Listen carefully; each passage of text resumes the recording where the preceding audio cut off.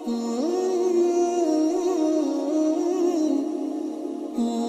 بالله من الشيطان الرجيم بسم الله الرحمن الرحيم وهو الذي أنشأ لكم السمع والأبصار والأفئدة قليلا ما تشكرون وهو الذي وہی اللہ ہے. کون اللہ؟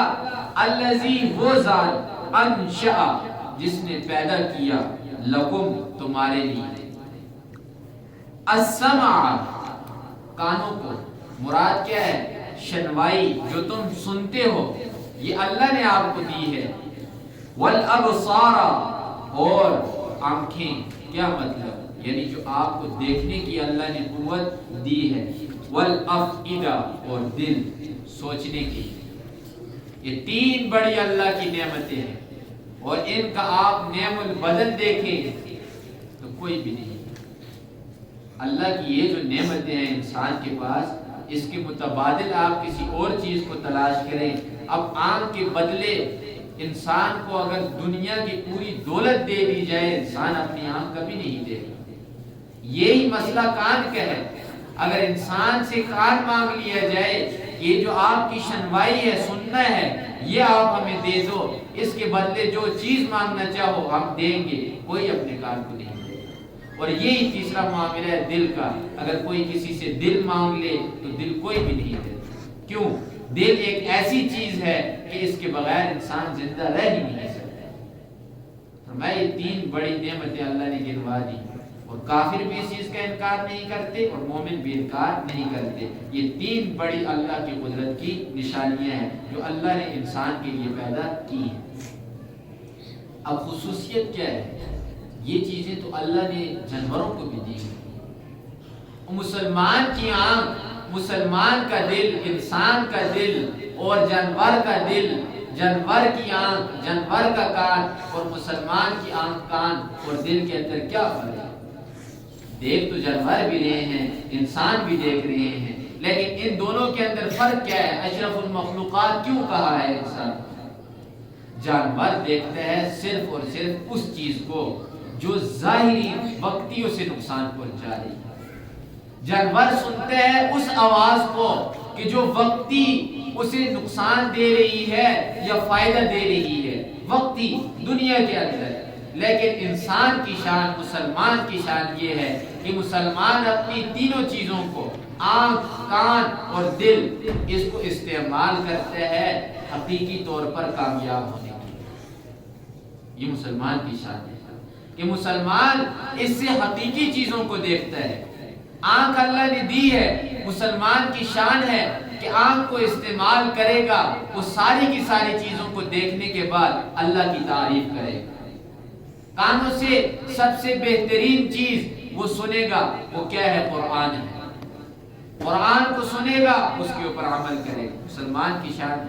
دل اللہ نے دیا ہے. دل میں سوچنے میں سب سے مقدم چیز اس کی جو ہوگی وہ اللہ کی ذات ہوگی. اللہ کے بارے میں وہ تصور کرے گا، اللہ کے بارے میں سوچے گا. یہ انسان اور حیوان کے اندر فرق ہے. دیکھ تو جانور بھی رہے ہیں انسان اور جانوروں کے اندر فرق یہی ہے. صرف دیکھنا، اپنے لیے کھانا پیدا کرنا یا اپنے لیے مال جمع کرنا یہ تو جانور کرتے ہیں نہیں کرتے. آپ کسی بھی جانور کو اٹھا کر دیکھ لیں خود بھی کھائے گا اپنے بچوں کو بھی کھلائے گا وہ مال جمع بھی کرے گا. یہ ساری چیزیں جانور بھی کر رہے ہیں. تو انسان اور جانور میں فرق کیا ہے؟ صرف اور صرف فرق یہی ہے. آگے اللہ فرماتے ہیں قلیلا ما تشکرون. اے انسانوں تم بہت ہی تھوڑا شکر کرنے والے. اگر اللہ کے حقوق کو دیکھا جائے کہ اللہ نے جو نعمتیں دی ہیں ان کے اوپر جو شکر ادا کرنا ہے اس کا جو حق ہے یہ کوئی انسان اس کو ادا نہیں کر سکتا. اب قیامت والے دن جب اللہ کی بارگاہ کے اندر ہم حاضر ہوں گے ساری چیزوں کی جب حقیقت ہمارے سامنے کھلے گی اس وقت انسان کو پتہ چلے گا کہ ایک پانی کا جو گھونٹ اللہ نے دنیا کے اندر مجھے دیا ہے میں اس کا بھی بدلہ چکا نہیں سکتا. آنکھیں دوسری نعمتیں دور کی ہیں. جو ایک بوند پانی کی آپ کو گرمی کے موسم میں ملتی ہے آپ اس کا بھی اللہ کا شکر ادا نہیں کر سکتے. اللہ فرماتے ہیں قلیلا ما تشکرون. تم بہت ہی زیادہ ناشکرے اور شکر بہت کم کرتے. رسول اللہ صلی اللہ علیہ وسلم لمبی نمازیں پڑھا کیا کرتے تھے۔ صحابی آئے، پوچھا ہے اللہ کے رسول، آپ اللہ کے محبوب ہیں، آپ اللہ کو پسند کرتے ہیں، اللہ آپ کو پسند کرتے ہیں، آپ کو کیا ضرورت ہے کہ ساری رات مصلی پہ کھڑے ہوتے ہیں، آپ کے پاؤں مبارک سوج گئے ہیں، ورم آ گیا ہے ان کے اوپر، آپ چھوڑ دیں اتنی زیادہ اللہ کی عبادت نہ کریں۔ آگے رسول اللہ صلی اللہ علیہ وسلم نے کیا فرمایا؟ افلا اکون عبدا شکورا، کیا میں اللہ کا شکر گزار بندہ نہ بن جاؤں؟ تو یہ ہے اللہ کا شکر ادا کرنا جو انسان کے اندر بہت ہی کم ہے۔ اللہ فرماتے ہیں قلیلا ما تشکرون، بہت ہی تھوڑا شکر کرتے ہو۔ آگے فرمایا وَهُوَ الَّذِي، وہی ذات ہے، وہی اللہ ہے، ذَرَأَكُمْ، جس نے تمہیں پھیلا دیا، فِي الْأَرْضِ، زمین کے اندر۔ یہ جو آپ کو اربوں انسان دنیا کے اندر چلتے پھرتے نظر آ رہے ہیں، یہ خود بخود نہیں آئے، انہیں لانے والا پیچھے کوئی ہے، ایک ہستی ہے جس نے انسان کو جمع کیا ہے۔ فرمایا جیسے تمہیں دنیا کے اندر اربوں کی تعداد میں ہم دنیا کے اندر گھما رہے ہیں، چل پھر رہے ہو دنیا کے اندر، نعمتیں استعمال کر رہے ہو، فرمایا وَإِلَيْهِ تُحْشَرُونَ، بھولنا نہیں، اسی طرح دوبارہ تمہیں جمع کریں گے، اور تمہارا کوئی چارہ بھی نہیں ہوگا کہ تم بات کر کے نکل جاؤ۔ فرمایا نہیں، سب کے سب کو میدان محشر کے اندر جمع کریں گے۔ وَهُوَ الَّذِي، وہی ذات ہے، یحیی، جو زندہ کرتا ہے، وَیُمِیتُ، اور موت دیتا ہے۔ زندگی اور موت دینے والا کون ہے؟ وہ حقیقت کے اندر اللہ ہی۔ یہ آپ کو یہ جو واقعات، حادثات اور اتفاقات نظر جو آ رہے ہیں، اتفاقی موتیں جو ہو رہی ہیں، یہ خود بخود نہیں ہوتی، اس کے پیچھے پوری کی پوری ایک ہستی بیٹھی ہوئی ہے، وہ کون ہے؟ اللہ ہے، وہ ہی سارا کچھ کر رہا ہے۔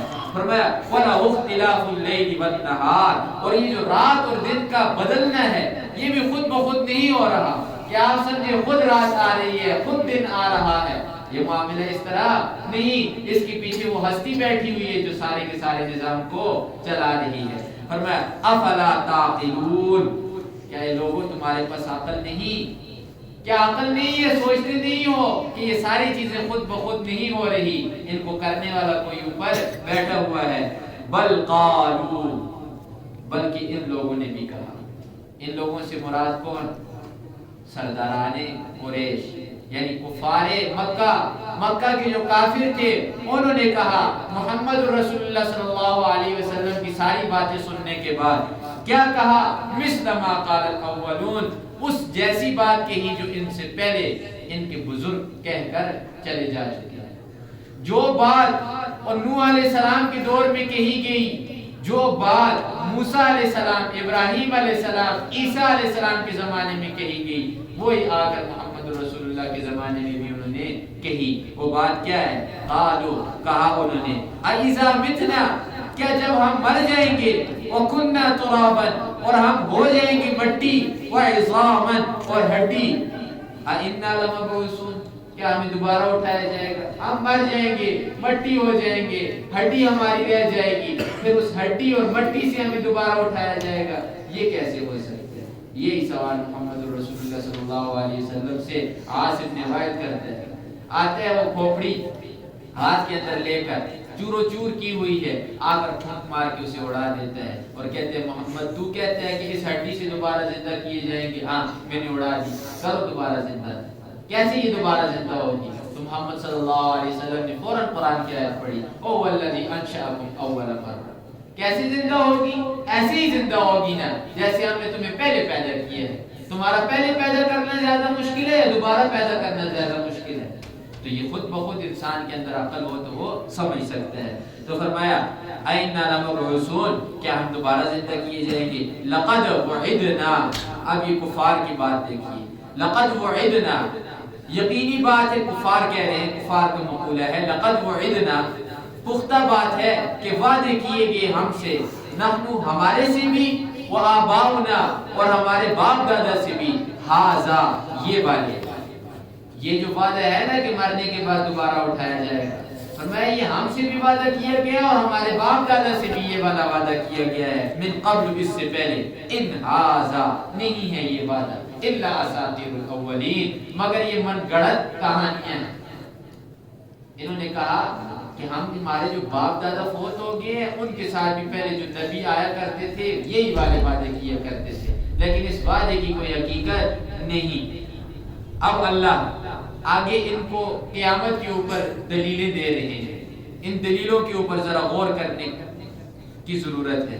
اب اللہ فرماتے ہیں کہ تم کہتے ہو نا کہ مرنے کے بعد دوبارہ زندہ نہیں ہونا، تو آؤ ذرا میں تمہیں بتاتا ہوں۔ قل، اے محمد الرسول اللہ سوال کیجئے آپ، لمن الارض، کہ کس کے لیے ہے زمین، ومن فیہا، اور جو کچھ اس زمین کے اندر ہے، یہ زمین کس کی ملکیت ہے، اور جو کچھ زمین کے اندر بسنے والے ہیں یہ کس کی ملکیت ہے۔